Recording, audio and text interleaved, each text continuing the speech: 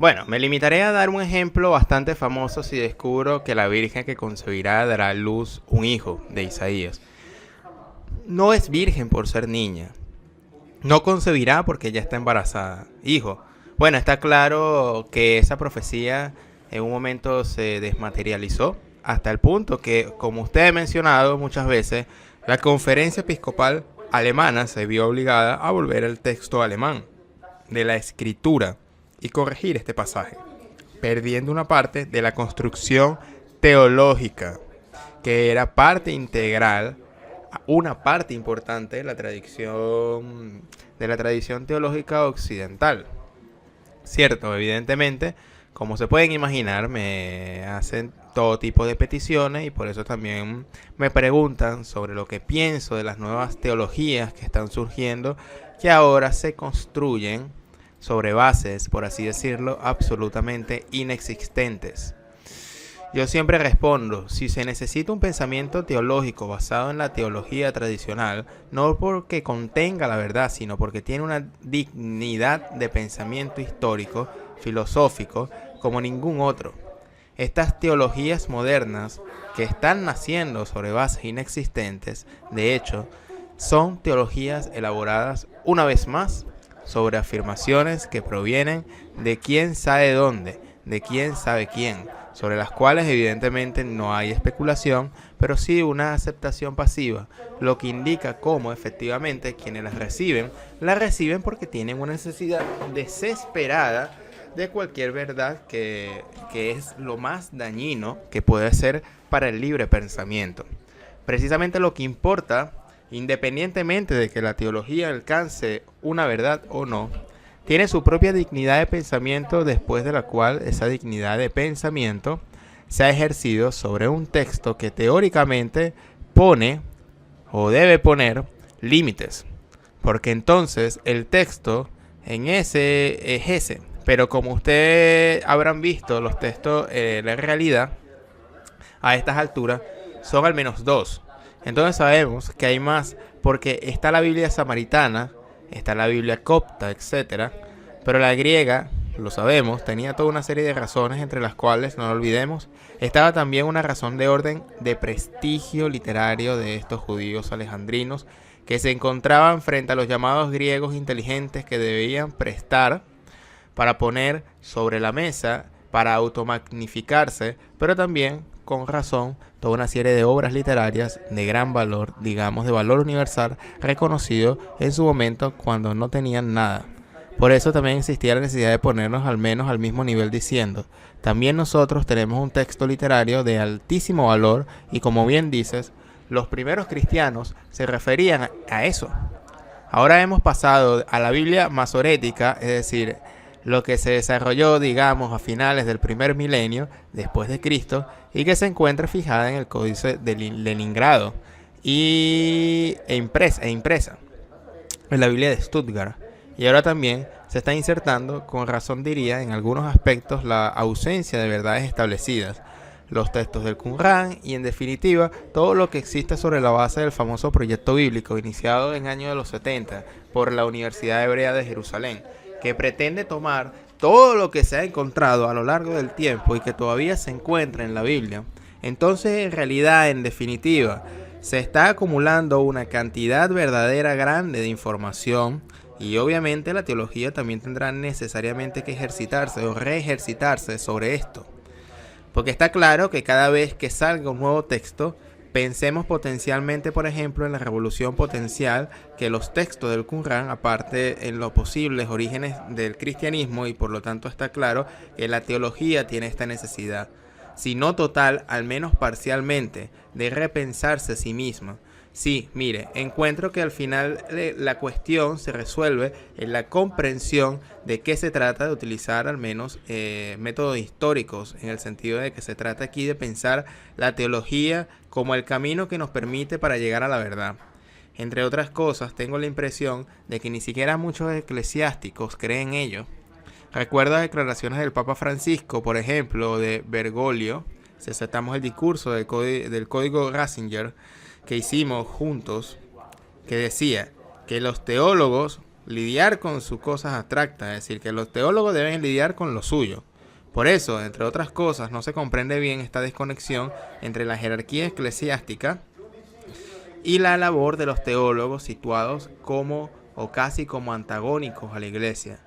Pero bueno, si observamos la teología, hablemos de la cristiana y de la religión que sobre ella se construyó, es decir, del cristianismo. Al final, si dejamos de lado esa sed de verdad que comprensiblemente también nos anima lo que vemos, lo que como debemos ver las cosas, el cristianismo es en definitiva una construcción cultural muy refinada.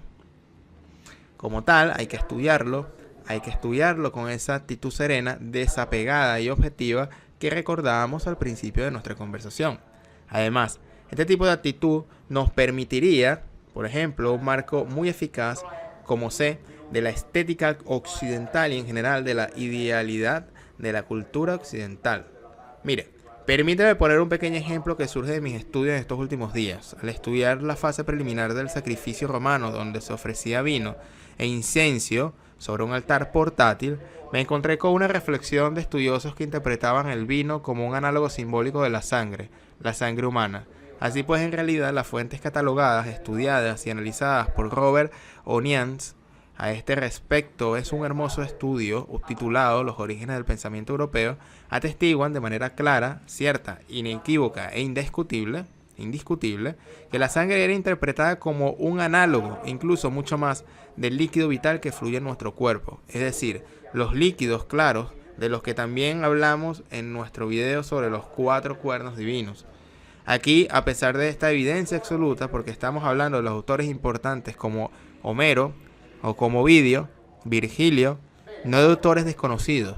Este estudio, esta identificación del vino con la sangre, en ese momento yo me dije, pero ¿quieres ver eso en la base? De esta identificación no está, llamémoslo así, dando el prejuicio eucarístico sobre el cual esta asociación inconscientemente estaría guiada precisamente por nuestro hábito cultural de conectar estos dos elementos, un elemento físico a un elemento teológico. Y realmente tengo la impresión de que es así. Entonces, incluso inconscientemente tendemos, debido a que estamos inmersos en este líquido amniótico, tendemos a ver al mundo en función de estas coordenadas, a través de este lente. Repito, no estoy afirmando que sea la verdad. No se trata de eso. Se trata de mirar las cosas con un método histórico, que sea un método histórico válido, objetivo. Además, para volver a la dignidad especulativa de la teología, para demostrar mejor a qué me refiero, quisiera citar 2 ejemplos. Tomo uno de un hermoso libro de Primo Levi que se titula The True Profession. Es un capítulo, digamos que se titula Contra el dolor. Primo Levi hace aquí precisamente este trabajo, es decir, toma algunas declaraciones de un teólogo moral llamado, si no recuerdo mal, Schiavici, y las somete a una crítica contraargumentativa. Una de estas afirmaciones que obviamente argumentó entonces el teólogo se refería al hecho de que está permitido infligir una cierta cantidad de dolor a los animales, porque toda la creación está sujeta a las necesidades del ser humano, y esto obviamente sobre una base bíblica.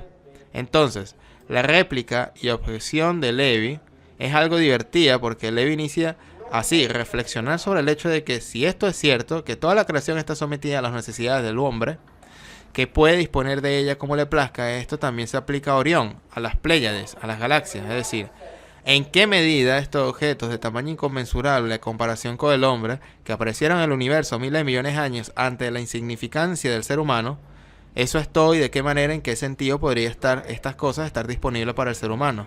Realmente no entendemos el significado de estas declaraciones.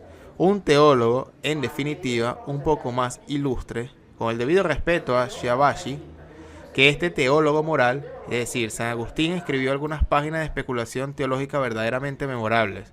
Solo para dar un ejemplo, en su tratado titulado De Natura Boni, es decir, sobre la naturaleza del bien, Agustín aborda la cuestión del bien y obviamente la inversa, la cuestión del mal. Es decir, estructura un discurso que técnicamente se llama teodicea, es decir, justificación divina respecto al problema del mal. La cuestión es espinosa y ha sido una especie de obsesión para los pensadores y teólogos occidentales, resumida en la famosa pregunta de Boecio. Es decir, si existe Dios, ¿de dónde viene el mal? Es el problema de origen del mal. Si Dios es bueno y si Dios existe, ¿de dónde viene el mal? Ahora toca, bien, sabemos que la respuesta tradicional de la teología cristiana remonta al origen del mal, al pecado original de Adán y Eva, y que desobedecieron el mandato de Dios. Ahora bien, aparte del hecho de que aquí podríamos abrir un capítulo textual completo sobre el funcionamiento bíblico del pecado original, y ya lo has hecho, o ya se ha hecho por nuestra cuenta. Y sí, y luego la teodicea ha discutido durante siglos porque es un problema fundamental. Y cierto, eso es algo a observar a futuro. A través de este lente, repito, no estoy afirmando que sea la verdad. No se trata de eso, se trata de mirar las cosas con un método histórico, que sea un método histórico válido, objetivo. Además, para volver a la dignidad especulativa de la teología, para demostrar mejor a qué me refiero, quisiera citar dos ejemplos. Tomo uno de un hermoso libro de Primo Levi que se titula Leal True Profession. Es un capítulo, digamos que es, o se titula Contra el dolor. Primo Levi hace aquí precisamente este trabajo, es decir, toma algunas declaraciones de un teólogo moral llamado, si no recuerdo mal, Shiavishi, y las somete a una crítica contraargumentativa. Una de estas afirmaciones que obviamente argumentó entonces el teólogo se refería al hecho de que está permitido infligir una cierta cantidad de dolor a los animales, porque toda la creación está sujeta a las necesidades del ser humano, y esto obviamente sobre una base bíblica. Entonces, la réplica y objeción de Levi es algo divertida porque Levi inicia así, reflexionar sobre el hecho de que si esto es cierto, que toda la creación está sometida a las necesidades del hombre, que puede disponer de ella como le plazca, esto también se aplica a Orión, a las Pléyades, a las galaxias, es decir, en qué medida estos objetos de tamaño inconmensurable en comparación con el hombre, que aparecieron en el universo miles de millones de años ante la insignificancia del ser humano, eso es todo y de qué manera, en qué sentido podría estas cosas estar disponibles para el ser humano. Realmente no entendemos el significado de estas declaraciones. Un teólogo, en definitiva, un poco más ilustre, con el debido respeto a Shiabashi, que este teólogo moral, es decir, San Agustín escribió algunas páginas de especulación teológica verdaderamente memorables. Solo para dar un ejemplo, en su tratado titulado De Natura Boni, es decir, sobre la naturaleza del bien, Agustín aborda la cuestión del bien y obviamente la inversa, la cuestión del mal. Es decir, estructura un discurso que técnicamente se llama teodicea, es decir, justificación divina respecto al problema del mal. La cuestión es espinosa y ha sido una especie de obsesión para los pensadores y teólogos occidentales, resumida a la famosa pregunta de Boecio. Es decir, si existe Dios, ¿de dónde viene el mal? Es el problema de origen del mal. Si Dios es bueno y si Dios existe, ¿de dónde viene el mal? Ahora toca, bien, sabemos que la respuesta tradicional de la teología cristiana remonta al origen del mal, al pecado original de Adán y Eva, y que desobedecieron el mandato de Dios. Ahora bien, aparte del hecho de que aquí podríamos abrir un capítulo textual completo sobre el funcionamiento bíblico del pecado original, y ya lo has hecho, o ya se ha hecho por nuestra cuenta. Y sí, y luego la teodicea ha discutido durante siglos porque es un problema fundamental. Y cierto, eso es algo a observar a futuro.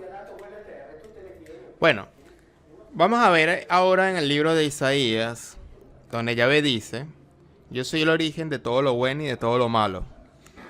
Entonces, en realidad, si quisiéramos atenernos estrictamente al dictado bíblico, ni siquiera deberíamos plantearnos el problema de dónde viene el origen del mal. Pero sabemos que no es así, porque si Dios es bueno, unde malum, es decir, ¿de dónde viene el mal? Si la teología ha puesto la responsabilidad al origen del mal en el pecado original de aquellas dos pobres almas, Adán y Eva, entonces permítanme presentar mi objeción personal a esta idea de que Adán y Eva, al elegir el mal, abrieron la puerta al mal en el universo. Generalmente, si se puede elegir entre dos cosas, las dos cosas deben entenderse como existentes antes de la elección. Es decir, no surge la posibilidad de una elección con un solo elemento. Y si Dios hizo estas cosas buenas, Adán y Eva solo podían elegir las cosas buenas. Entonces la desobediencia que se atribuye a la libertad de la voluntad humana. Pero, en definitiva, aquí recordaría otro argumento que es el de Schopenhauer. Es un hermoso folleto titulado La libertad de la voluntad humana, pero no quiero hacerlo y no quiero complicar demasiado el asunto. En resumen, si Adán y Eva pudieron elegir entre el bien y el mal preexistieron en esa elección. ¿Quién puso ante sus ojos el bien y también el mal para poder elegir? He aquí que San Agustín, de manera brillante, me parece verdaderamente fascinado por la solución agustiana al problema del mal. Porque con un golpe de magia, un golpe de varita mágica, él simplemente hace desaparecer el mal en un sentido que dice Agustín. En realidad el mal no es una entidad, sino una privación del bien. Privatio boni. Por lo tanto, el mal no existe como entidad autónoma, dotada de existencia autónoma, sino que existe solo como negación del bien. Entonces, ¿cuál es el mal que se puede ver en la tierra o se puede hacer en la tierra? El mal que se puede hacer aquí en el mundo surge solo del hecho de que el hombre, el ser humano, debido a su naturaleza perversa y herido por el pecado original, subvierte el orden de los bienes y tanto antepone un bien de naturaleza inferior a un bien de naturaleza inferior, bien de naturaleza superior. Es decir, antepone la naturaleza inferior sobre la superior. Puede incluso anteponerlo al bien supremo que es el Dios. El hombre solo trabaja con entidades que pueden ser buenas, pero produce el mal anteponiendo los bienes de naturaleza inferior a los de la naturaleza superior. Ahora bien, yo diría que este argumento, que es objetivamente bello desde el punto de vista especulativo, es difícil de atacar a un nivel especulativo. En realidad, o en definitiva, en este punto me imagino a alguien levantando la mano y diciendo, pero le explicarás al niño que ha sido abusado, que lo ha sufrido no en una entidad, sino solo el resultado de una inversión de la jerarquía de los bienes. Aquí, sin embargo, entendemos que se trata de una objeción que no se sitúa al mismo nivel que el argumento, porque es una objeción de carácter moral, no especulativo. Así que toda esta discusión, para llegar también a la conclusión de esta charla, así que volvamos un poco a la tierra, y por esta razón me gustaría subrayar que en el nivel del método de investigación, el nivel del enfoque del conocimiento, esta es la disciplina intelectual fundamental a la que debemos atenernos. Es precisamente aquella de la que participamos, y que en este punto también me gustaría resumir con un pasaje de la Ética de Spinoza, que dice que cuando uno se conoce a sí mismo, no hay que reírse, no debemos llorar y debemos execrar, solo debemos razonar. Spinoza llega incluso a afirmar que esta misma disciplina produciría nada más y nada menos que la propia felicidad. Pero ciertamente la ventaja que podríamos obtener de él cuando nos acercamos al conocimiento no es irrelevante. Por supuesto, mire, la discusión sobre Adán y Eva es de hecho una discusión muy compleja, porque en realidad la discusión sobre el conocimiento bíblico, sabemos lo que es, está relacionada con la experimentación. Entonces Adán y Eva decidieron experimentar con aspectos de la vida que allí probablemente nunca lo habrían experimentado. Pero debemos así porque se dijo o dijimos. Hoy vamos a hablar del método. Ahora que se ha mencionado a Spinoza, me acuerdo de un libro que leí hace muchos años de un intelectual judío llamado Arturo Schwarz, quien es banalmente conocido como historiador del arte. En realidad se graduó en Oxford, si no me equivoco, en Ciencias Naturales. Se licenció en filosofía por la Sorbona, y este libro donde dice yo también soy judío, y con reflexiones de un ateo, y cita a Baruch Spinoza en su Deus Shiva Natura. En esto, por tanto, concepción inmanentista, que no se ve la distinción entre un creador y una persona creada. Y entre otras cosas, también un experto en Cábala dice que precisamente el término Elohim y el término Hatevá, que significa naturaleza, tiene el mismo valor numérico, y por lo tanto dice, también desde el punto de vista, el término que se interpreta como Dios y el término que en cambio indica naturaleza, tiene exactamente el mismo valor. Y nosotros, como seres humanos, por lo tanto, no lo somos. No seríamos producto de una creación, pero seríamos seres naturales, es decir, producto de, pero al mismo tiempo seres naturales, es decir, creadores de. Por lo tanto, también creadores de vida y también creadores del entorno que nos rodea. Entonces sabemos, en resumen, que Baruch Spinoza fue excomulgado por la comunidad judía.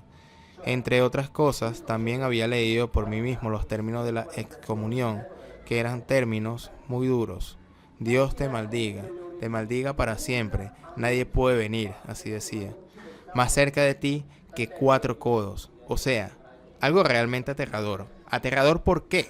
Porque cuestionaba el otro tipo de especulación, la obviamente monoteísta, y por tanto, como se dice, la teología, lejos de ser necesariamente portadora de una verdad, tiene sin embargo su propio valor intrínseco, que es su valor especulativo, que es su valor cultural, valor que es su valor intelectual, que evidentemente no puede ignorarse. Se diría que hoy hemos puesto tanto hierro en el fuego que esperamos que, por así decirlo, nuestros amigos nos hayan seguido hasta aquí. Pero estoy convencido de que eso, los amigos, son personas de mente abierta, los que vienen a estas conferencias. Gente sedientas de cultura, gente curiosa. Y nos escriben y me dan ganas de estudiar, porque esto para mí es el mejor elogio que nos podemos dar, o que nos pueden dar a nosotros. Digo esto con respeto o con respecto a la Biblia, y en cambio, con respecto a los discursos que hacemos, es el mejor comentario que nos podrían dar. Esas ganas nuevamente de que puedan retomar estos estudios que son muy densos y pesados. Sí es cierto que hacemos que la gente quiera estudiar. Estoy muy contento por ello, y yo también estoy feliz por ese supuesto.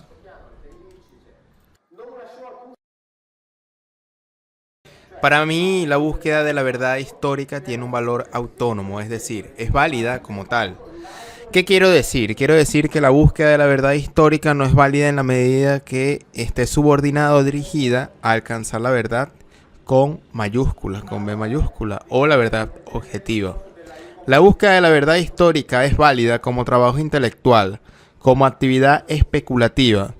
Esto hay que aclararlo, no porque no crea que sea bello, deseable llegar a conocer la verdad objetiva.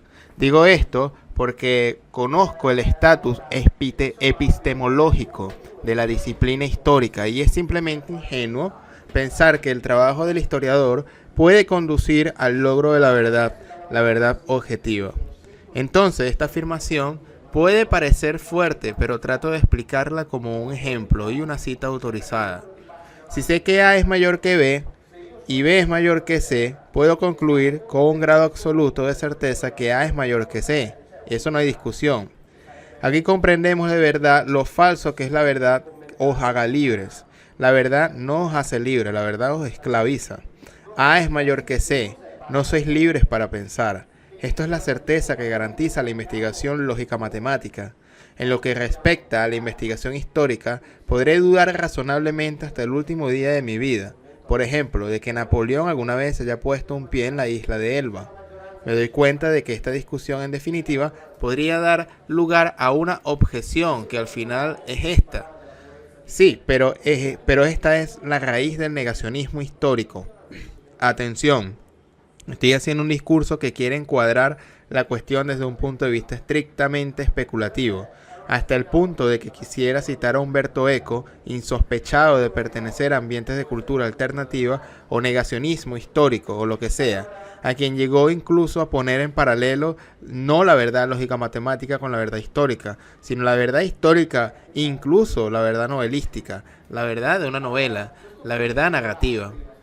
Y dijo eso, o dijo algo como, de hecho, podría dudar del hecho de que el ejercicio napoleónico fue derrotado cerca del río Berezina. Pero nunca podré dudar del hecho de que Emma Bovary le fue infiel a su marido. Porque esos son los hechos, simplemente están ahí. Son los hechos tal como fueron concebidos por el narrador y plasmado en el papel.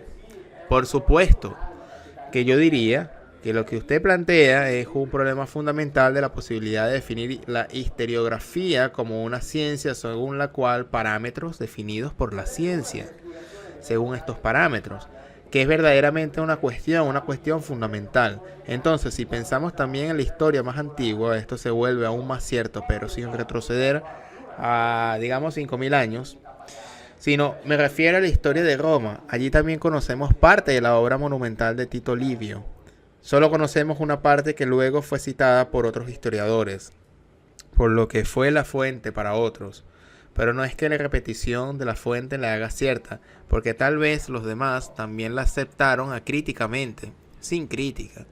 Por lo tanto, en realidad, exactamente como se dice, el valor en sí reside en la investigación.